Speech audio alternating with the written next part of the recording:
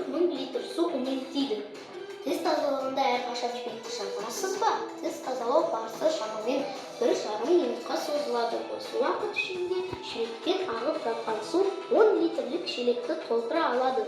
Егер мен, әкем, анам, қарындасым шүмекті жапсақ, онда күніне 40 литр немесе айына 1200 литр су үнемдейміз. Менің қарындасым гүлдерді жиі суарады.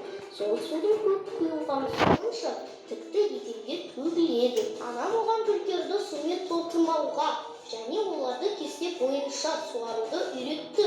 Егер гүлді аптасына 1 рет емес, 2 рет суарып, оған 350 мл су жұмсасаңыз, онда айына 1400 литр жұмсайсыз.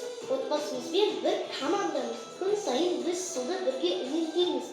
Жанұямыз ай сайын 7000 литрден астам су үнемдейді. Сіз де солай жасай аласыз.